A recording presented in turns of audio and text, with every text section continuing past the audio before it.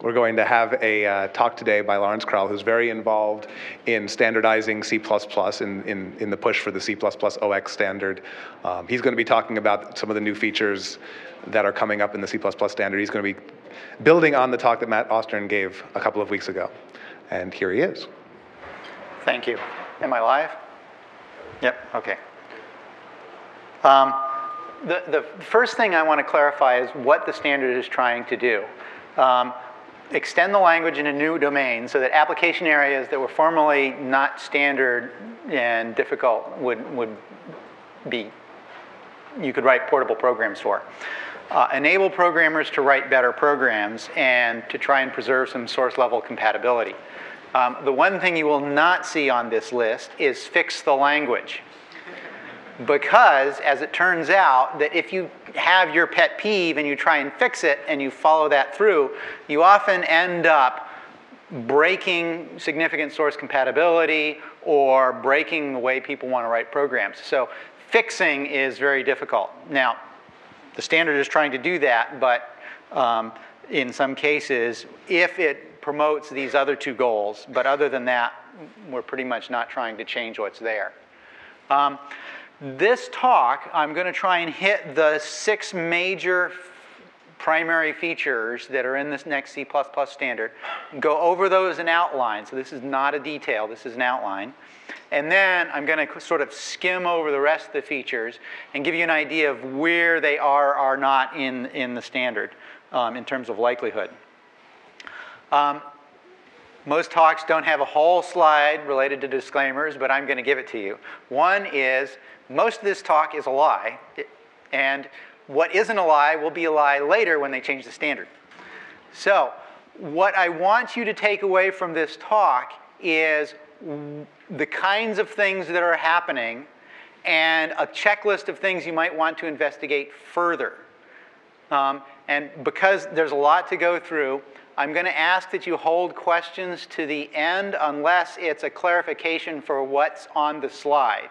So questions about, did you think of doing it this other way? Or that's pretty stupid, or things like that. I'm happy to take those questions, but let's move them towards the end of the talk so that I can keep moving through. Now we move into the first part of the talk. These are the primary features. Everybody really wants these features in the language. The question is how to make it happen. And we believe that these features have a high impact on the way people write programs. So for those two respects, it's pretty important to pay attention to these features. The first main feature, and the one that I've been spending most of my time on, is concurrency. And increasingly over the last few years, we've lost the video. The need has become apparent for some sort of standard mechanism for concurrency. People have been getting by with p-threads and Windows threads and various other platform-specific mechanisms, in large part because not many applications get hit by it. They tend to get hit in rather small areas, and so you can survive. However, with the advent of more and more client-server programming and the introduction of multi-core processors, parallelism is going to be everywhere. We need the language to have a standard way to talk about all of that so that people can write portable concurrent programs.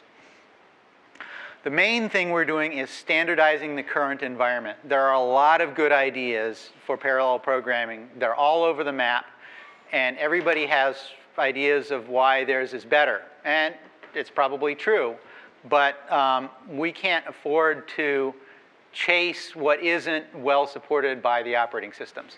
And in fact, we're going to hew fairly closely to what's actually there in the operating system. The approach of the committee can be broken into 2 parts. There's the core language part and there's the library part. The core language part is really focused on what does it mean to share memory and how are your variables different. This is the kind of detail people just sort of assumed would be there, but that's because you're assuming a sort of a model of shared memory that's no longer practical in the real world. Then at the library layer, there's lots of questions about how things happen and where things get hooked up. And so there's still ongoing debate in a lot of this area. The first thing about the memory that we're going to be dealing with is that we have a loosely coupled shared memory in the wild. That's the way the machines work. The traditional notion of, you do a write to a variable and every other thread sees it instantly is no longer viable. The hardware doesn't work that way. So we need to export the complexity of that model a bit through the language. And we do that by basically, if you have normal reads and writes, those are local to your thread until they're explicitly communicated to other threads. And we don't use volatile to make that happen. The problem is volatile has existing semantics, and we might start breaking things if we messed with those semantics. Now, the other effect of this loosely coupled thing is that what happens when two threads try and do ordinary writes to the same variable concurrently? Well, this is called a race condition. It means your program is undefined, and it could as well order pizza as do what you asked. So, but we define what races are, and I won't go into that in the talk. A consequence of all of this definition, though, is that some optimizations in the compiler are no longer legal. So the back ends of the compilers will have to change. We don't believe that these optimizations are important or significant, so we're okay with restricting those optimizations. On the other hand, there are a number of optimizations that key off of an assumption that loops will terminate, and those are important. So we're basically going to define a priori that the compiler may assume that a loop will terminate. And this affects code motion significantly. So there's sort of a compromise between the optimization and the strict program. The next topic is variables. What happens to variables in a concurrent world? Now, you might have thought that this was already handled by the previous slide of what does it mean for memory. But in fact, it's not quite. The first thing we'll be doing is adding thread local storage. This is in a lot of compilers already, and we're pretty much going to standardize the common existing syntax. But unlike the current implementations, we will probably also allow for non-pods, that is, constructors and destructors on thread local variables. So this gives a whole new storage dimension to the language. The next thing we need to deal with is what happens when you have multiple threads that try to initialize a variable at the same time. So for function local statics, we will synchronize that in all likelihood. For global variables, we'll probably rearrange things so that what is currently barely reliable becomes illegal. And that then allows concurrent construction of global variables. And you have the whole issue of destruction of global variables. Exactly how does that occur? And should you do it at all? Should we take a major incompatibility hit and say global variables are never destructed? There's some good reasons for that, but source level compatibility is a severe constraint. Maybe we don't want to break programs quite so much. That is still an open debate. I'm happy to hear opinions on that. Moving into the library side, our first steps into this are going to be somewhat conservative. We'll have a basic thread class that has a fork and join model of execution, and not much more. And then with some hooks to get to OS types. So if you really need to use POSIX details on your thread, you will be able to get the POSIX handle for the C++ thread and tweak it. And our hope is that that will be confined to those applications that are serious about it and in areas of the application that are already somewhat machine dependent. But that the bulk of the language, the bulk of the program, will be able to work without this. The synchronization model is mutexes and condition variables, which is common in the POSIX world, and it's cropping up in the Windows world. The primary reason to go this route is everybody who's programmed in both models agrees that the condition variables are easier to use than the Windows events. And it allows the monitor paradigm, which has some theoretical work behind it. Termination, when a thread ends, is where some of the sticky stuff starts to come in. The easiest case is when a thread just exits its top level function. So the thread is done and continue on. What happens if that's not the case, that you want a thread to die earlier than it otherwise would have? In that case, the standard is going towards some form of cooperative termination, where the thread you want to die has to cooperate. And the reason is that any non-cooperative way involves some sort of asynchronous hit to the thread. And that asynchronous hit causes immense problems in the language and the compiler. And there's strong opposition against that. Then the question is, well, what happens if the thread throws an exception and it's never caught and it goes off the top? And the answer is, well, there are several answers, and the committee is hotly debating this issue. So I don't want to try and predict what's going to happen out of that right now. Now, the plan, however, is to do significantly more later, if not in the standard, than in what's being called TR2, Technical Report 2. This is a library technical report. And the intent is to simplify a lot of the kinds of programming that people are going to want to use routinely.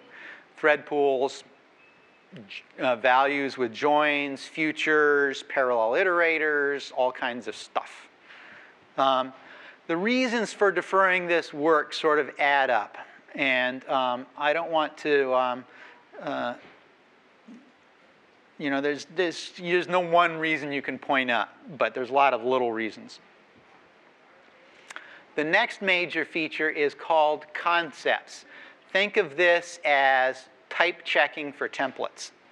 So right now, when you write a template, you really have no way to communicate in the language what it requires out of the parameter types. And anybody who's done the wrong thing with a template has noticed a 2-page error message, and you have to try and figure out what went wrong. And so this proposal is intended to address this issue. It also has a consequence in the way people write generic templates. So what we're going to do is add in a construct called a concept. And when you write a template, you can say, this template requires this concept on its arguments. In this particular case, we can say the combination of parameters I and V must meet the concept or the constraints of an input iterator. And then you continue on with the definition of the template. Yes? Excuse me?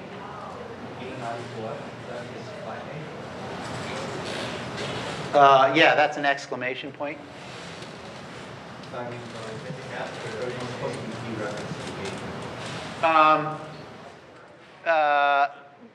Let's defer that till later, okay?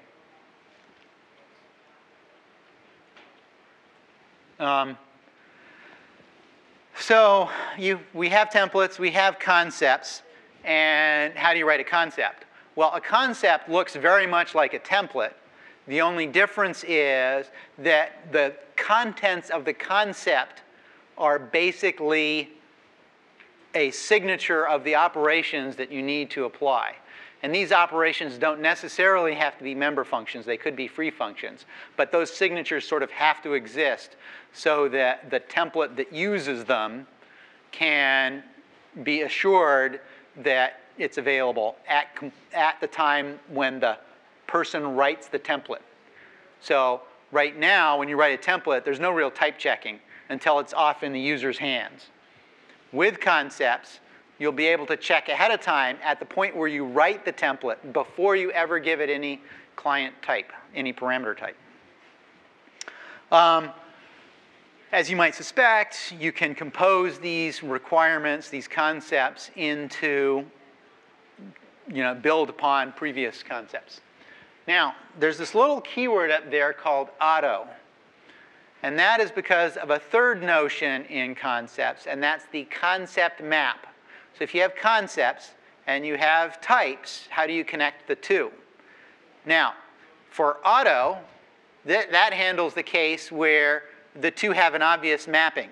All of the function signatures are exactly the same, the names are the same, everything just maps straight over. And the compiler will do that automatically if you have an auto. If things don't map up automatically, then you can write a concept map manually, and that allows you to do things like map a concept into a pointer. So an iterator, in the current standard, pointers can serve as iterators. But you need a way to make sure that the pointer matches the signatures of a concept. And so that's where that map comes in. So you want to think of this work as three pieces: the template, the concepts it requires, and the mapping between concepts and types.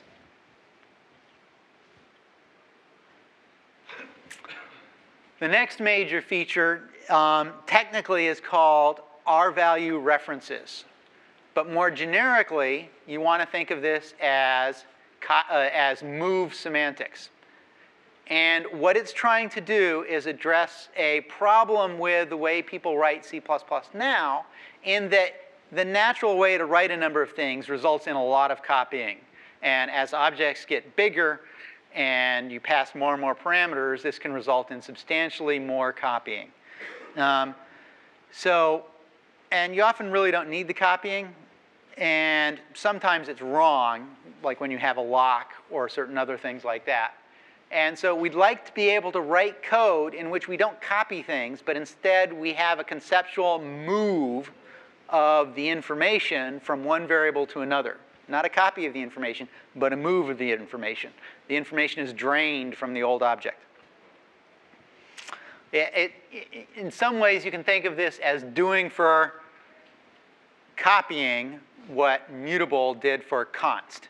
It gives you a way to sort of back through excessive constraints.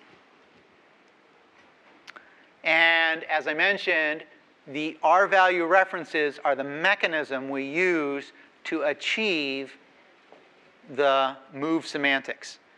Basically, it's a new kind of reference that will also bind to values as well as variables. And we use this double ampersand as a declarator to make that happen. And like regular references, they aren't first-class types. They're sort of an abbreviation within the type system to allow you to write things. And in the example down below, you can see where you would sort of have a difference between the existing copy semantics, where we do a copy construction, and the move semantics, where we sort of copy the pointer over and eliminate the pointer from the other side. And that's the difference between the move semantics and the copy semantics.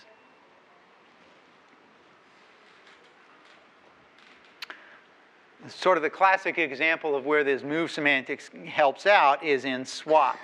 If you write swap in the ordinary way now, everything ends up with two copies at one point or another. So you've got 3 full copy operations in extra storage. With move semantics, you can eliminate all those copies and just do the moves. And that syntax there, std::move, is a function in the library that does the appropriate implicit casts to make that happen. So that's not a language primitive. It's just an auxiliary function in the library. But you can expect to see that show up in a lot of code. And you can also use it for forwarding. In particular, if you want to create a factory, the typical implementation of a factory ends up copying the arguments yet again. This allows you to just sort of chunk those arguments straight through.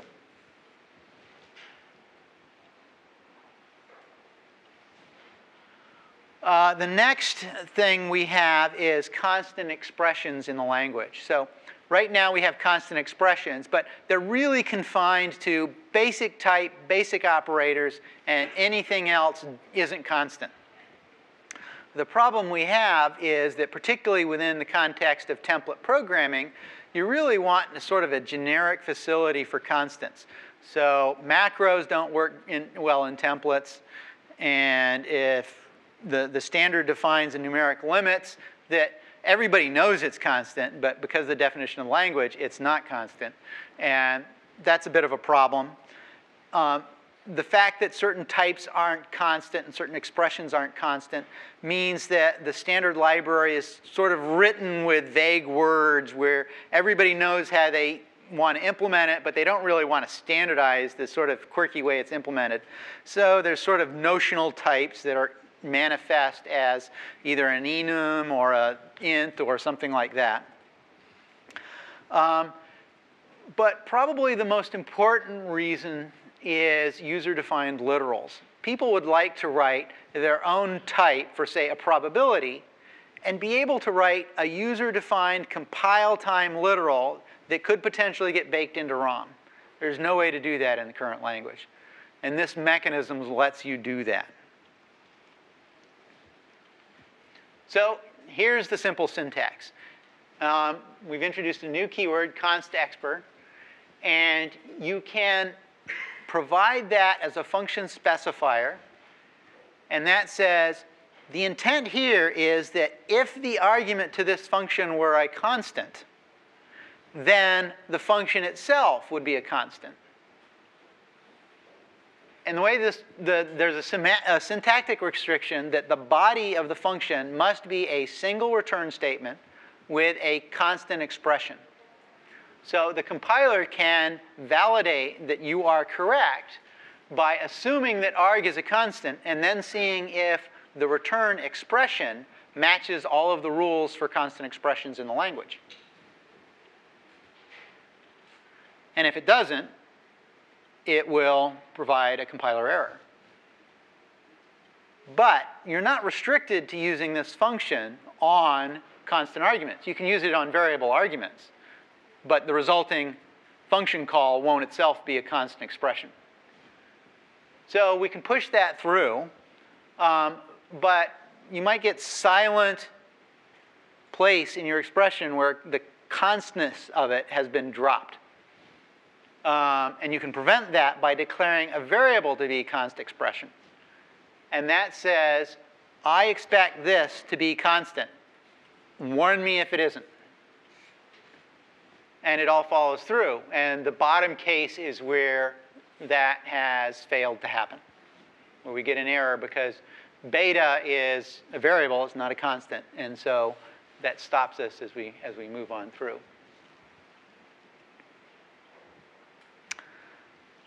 And here's where the user-defined literals show up, in this case for complex numbers. We're basically going to run through and make all of the member functions be constant expressions so that we can write a fairly hairy expression and have that come through as a constant available and evaluated at compile time. And in this case, we're doing what the library would do for us, which is declaring a constant for the unit imaginary. And all of that can work with general purpose language mechanisms. We have had no need, in this case, to introduce complex as a predefined language type to get compile time efficiency out of the type. So we're leveraging a general purpose feature, and you as regular programmers can also leverage this feature. The next big feature we have is, you had a clarification? Yeah. Is concexpr actually ever changing what the compiler would generate, or is it just generating warnings if you violate what you're saying you're going to do? it will change what the compiler generates. The next major feature we have is automatic typing for variables.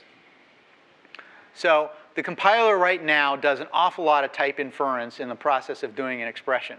But the minute you write a variable declaration, you have to be very explicit about the type. And so this is a way to avoid having to dredge up type information in places where you don't really want it. And in particular, in refactoring.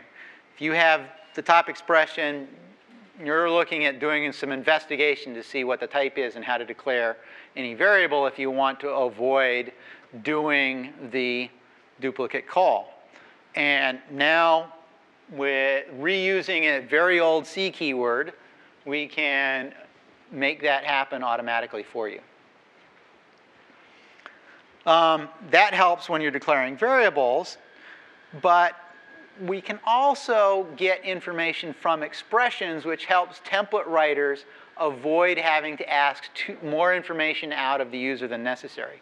In particular, if I'm trying to write a product function, right now, if T and U are of different types and perhaps the product yields a third type, I have to ask for all three types out of the user in order for them to be able to call my function. You really want to avoid that extra type information because you can infer it. And we're basically using something very similar to the GCC type of primitive. The names have been changed to protect the innocent. And so now you can write the declaration of product in terms of the type of an expression rather than asking for information to come in. However, what I just told you was wrong. That code was wrong. And the problem is that T and U in that decal type are not yet in scope. And we certainly don't want compilers to have to try and sort of vaguely skip over the return type and get back to it later. So there's a new syntax that moves the return type for a function to after you've parsed the parameters, and now that decal type can work.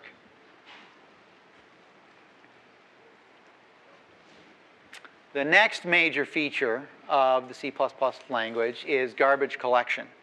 The reason is that memory management can be hard, and one of the main criticisms people levy at C++ in comparison to, say, Java, C#, Python, is that I have to put in these delete operators at the right place, at the right time. So for some applications, that's a problem. For other applications, having to do that results in better efficiency. And so the C++ committee would like to make both possible. You can sort of do that right now with conservative garbage collectors, but not always. And to do better than conservative garbage collectors requires language support, which is the current standards effort. Conservative garbage collectors are based on the principle that if the bits look like they could be pointing to a real object, we will assume they will. So if you have an int whose bit pattern happens to match that of a pointer somewhere else, then it's a pointer, by God. Now, this almost works today. There are just a few situations which people almost never do for which it doesn't work. We could theoretically just outlaw those cases and say use a conservative garbage collector. But we're not quite ready to go there. So for those people that really need these kinds of hacks, there's a way to do it by saying that garbage collection is forbidden. And likewise, when you start writing programs that don't do delete operators, now you suddenly have an application that really needs garbage collection, and so now you say it's required. If you ever have a program that has both forbidden and required in it, that should result in an error at link time. And so in the medium term, you should write your code assuming neither of those things. So you still want to put in the delete operator, but don't try and go off into the weeds with this other stuff. The default is neither. So the intent is that whoever does the final link line gets to choose. So this mostly affects library writers who have to be very careful to make sure that they don't wander. But if you are writing the final application, then you can pretty much do whatever you want, and it'll show up. But if you're writing a library, be very careful to make assumptions. But to do better than conservative garbage collection, you need a little bit more information. Some applications have a lot of random bit patterns, and the garbage collector wandering over that will pretty much think everything's in use and never collect any garbage. So we have a way to specify for any given type that you can believe the types in this, right? We won't be casting this type to void star and you know, casting it to int or anything like that. So you can pretty much believe the type system, and the garbage collector can then take advantage of that information. And mixing these two things is supported. So this gives you a way, once you've decided to get into garbage collection, it gives you a way to sort of cooperate between type safe and conservative garbage collection. When you go to the type safe garbage collection, you suddenly do start getting into some limitations. One of which is that your own allocators interfere, because there's more information that needs to be communicated from the program to the memory allocator than the current functions can support.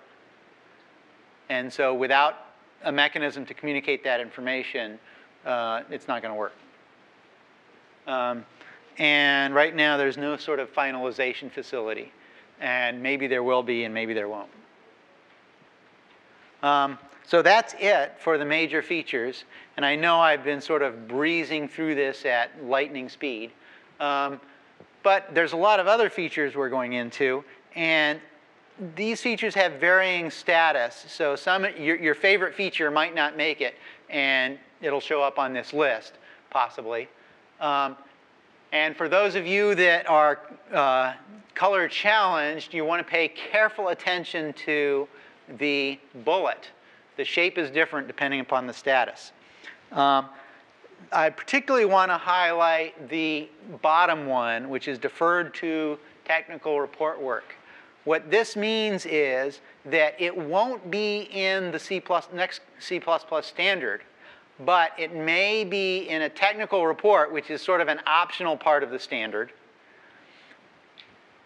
Or people may do a bunch of work on it and decide it's not even going to make it that way. So this is sort of deferred work, maybe, maybe not, but certainly not now, as opposed to the second item there, which is maybe, maybe not, but we're working on it to try and make it for the next standard. One that's important for many of the current applications is Unicode support. The basic characters type is probably going to make it in. And the reason we have to sort of do anything in the standard is that the current language leaves the basics of characters pretty much to be platform dependent. So if you're writing a library for general use, you look at those characters and you say, I can't use these because they're variable, they're too platform dependent. So this is a way to provide some solid ground for library writers. And then there's some follow-up work to enhance and make that come through. There are more template features. The big one that often bites people is putting two right angles and having the compiler report that this shift operator doesn't make sense here. And in fact, this feature has already been implemented in GCC and might make it out to you within a release or two. Variadic templates, explicit instantiations, template aliases, they're sort of like type def for templates.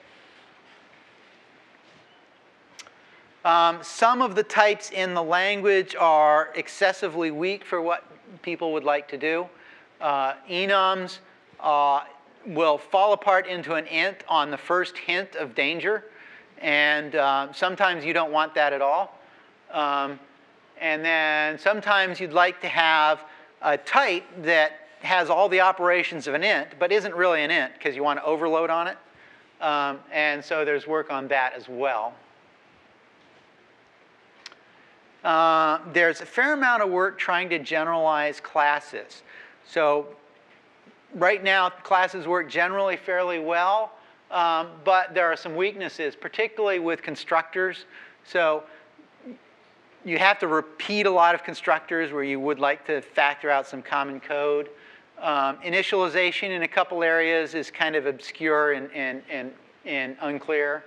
For those of you who were here a couple of weeks ago, Bjarne Strostrup talked about initializer lists and unifying the way you initialize variables so you can have that be more general.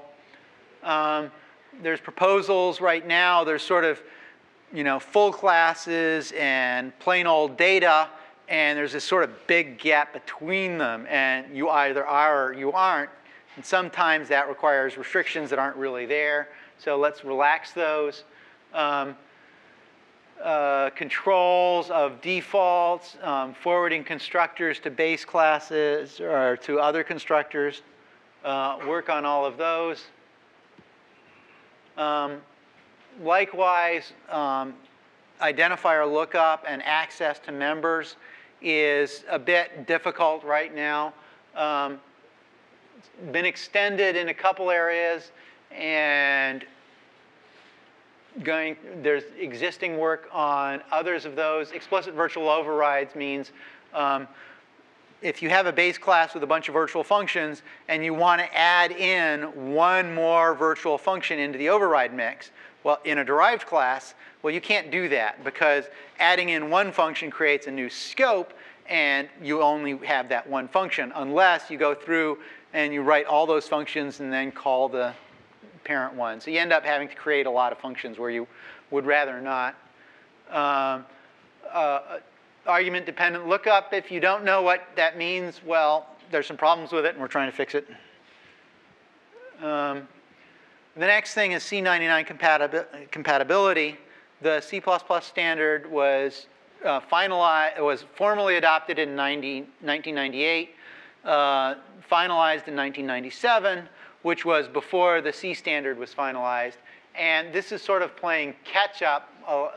Several of the features of C99 have come forward, primarily long integer types and the C99 library, and most importantly from those people that write header files is preprocessor synchronization. So the C++ preprocessor and the C preprocessor are exactly the same, and you can rely on that. There's other things that happened in C99 that are not coming forward into the C++ standard. Compound literals are not coming forward. They have L-value semantics, which sort of wreaks havoc in many places in the C++ for use in C++. Variable length arrays have semantics that don't work well with C++. Designated initializers, they don't seem to work very well with C++. Hexadecimal floating point, no one's been pushing it, so there's no big push for that. We have some new control constructs we're working on. Probably closest to adoption is some flavor of for each loop, which allows you to not have to set up an iteration variable. You can just say, here's the data structure. I want to walk through it. The next two bullets fall under the general category of lambda or closures. The problem is that people mean different things when they say those words. And the primary two use cases of this, anonymous nested functions, sort of like Pascal, but allowing you to write certain kinds of parallel code directly and efficiently. Scope capturing closures for people that want to sort of defer computations till later. These are really two different use cases, and they need different language support. The problem is how to make those happen in a way that doesn't interfere with the rest of the language. There is something called Technical Report 1. After the first standard, several years after the first standard, the library subgroup of the committee issued Technical Report 1, which was things we think are a good idea, go ahead and think about putting these in. Those have been formally adopted into the next C++ standard, and you can look for them. And I'm going to highlight some of those. One is function objects, so that you can manipulate things that look like functions as data.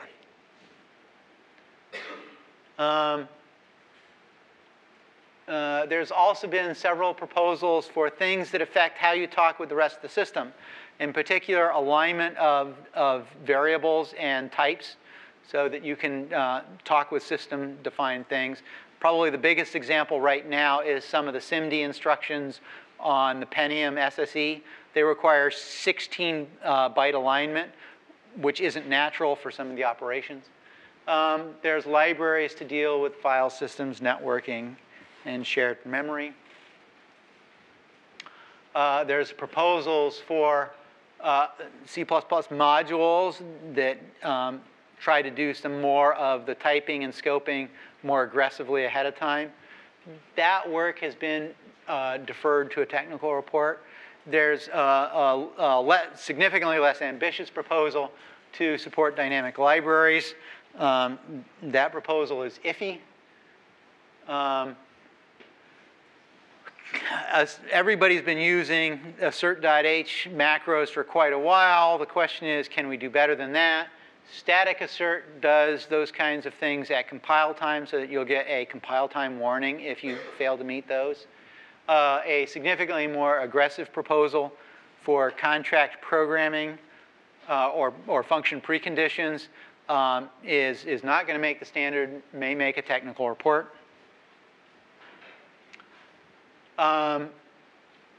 There are some additions to the standard library to help you manage data. In particular, a major somewhat embarrassment from the first standard is that the next standard will have hash tables. It will have fixed size arrays. Think of this as the C++ counterpart to variable length arrays. There are tuples, better smart pointers, and reference wrappers. There's been significant work for numeric facilities. There's a random number generator library that's in the first technical report. There's also work on interval arithmetic, special math functions, some other topics for technical reports, decimal floating point. And this is where, not that the literals are written with decimal digits, but that the actual runtime representation is decimal. And this is important for various accounting practices where the law says that you will round with decimal semantics. And so people writing such accounting applications really do need to do decimal, and this helps them out. Infinite precision integer library. And then there's a bunch of miscellaneous features which I couldn't actually categorize. Type traits allows you in a template, when you're doing template metaprogramming, to say, is this type an X or is this type a Y? There's a regular expression library. Think of it as very similar to some of the regular expression libraries that are available on Unix. There's a new way to write null pointers instead of the C hack of using 0 and hope it gets interpreted as a pointer in the right contexts. There's a proposal for multi-valued logic. And there's something called raw string literals, which is available in some other languages. So the problem is, if you are embedding one language in another, and they use backslashes to quote, and C++ uses backslashes to quote, you start getting into this exponential decay of backslashes and quotes and so forth. And having written such code, it can take weeks to get the number of backslashes right. So this bypasses all of that. So you basically have a prefix where you can say, ignore everything until you find this matching prefix at the end. And the best place to go for more information is the C++ website. And here's the links you click on. And this N2142, that is the paper number for a paper describing the current status of evolution of the various concepts. So you go to that paper, you start looking around for what you're interested in. That will refer to you to other papers, and you can start doing more investigation. The other thing you can do is ask questions of those of us that are working on the C++ standard, and we will try to help you. And in fact, now would be a good time to ask those questions. Yes? Two questions. First, you mentioned a new facility for when you're trying to infer the return type of a function, where you declared it like function name args and then arrow something. Is that facility also available for just returning normal non-inferred types? So I could decide to declare all my functions that way if I like, or is that only for inferred types? So the question is putting the return value at the end supported for regular types instead of just inferred types? And the answer to that is yes. Here we go. That's the example. Yes, you can use any type there. We don't want to unnecessarily restrict these things. So the C++ committee is working hard to try and make sure that the mechanisms apply as broadly as possible. So we will throw out mechanisms in the standard process that do not work well inside of a template. And once it works in a template, there's no reason to not have it work outside of the template as well. Template metaprogramming and data structures and stuff, people are writing and relying on a lot of that, and special cases just do not work well in that environment. Okay, second question that I had was, you mentioned later in the garbage collection section that there was a way to tell the compiler to be very strict about assuming that when you say you have an int type, you really mean you have an int, and you're not going to do things like cast void stars around. When you declare that sort of thing, can the compiler also check for you that you're not actually doing those sorts of casts and then complain if you are? Okay, the question was, can the compiler check here when you have said that a certain class is type safe? And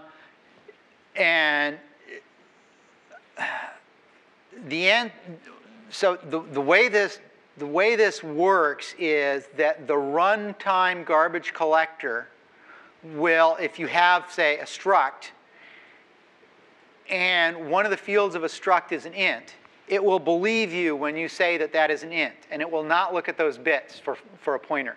So it will only look at the fields that have been declared to be pointers. So in that sense, the compiler really can't check at that point what's going on. What you're asking is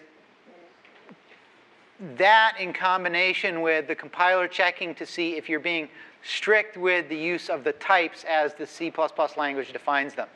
And this proposal is not trying to do that, but there is work among the various compilers to try and detect those issues. And there are people working here at Google on that issue, so that we warn people about misusing the type system that way. And the reason that's going on now, independent of garbage collection, is that it affects optimization. So we can do a better job optimizing programs if people play strict with the types.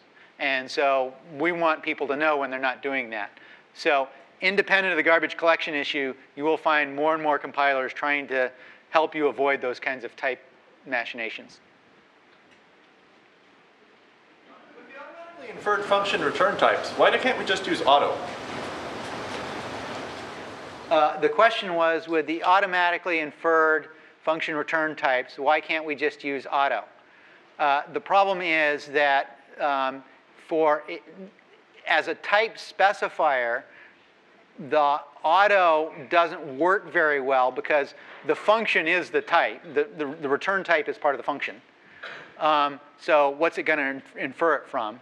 And the second thing is, usually you want this in an environment where you're simply declaring the function, not defining the function.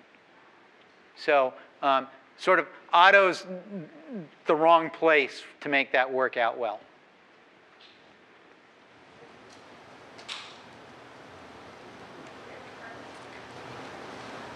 No more questions? All right, then. We'll call it a wrap. Thank you for coming.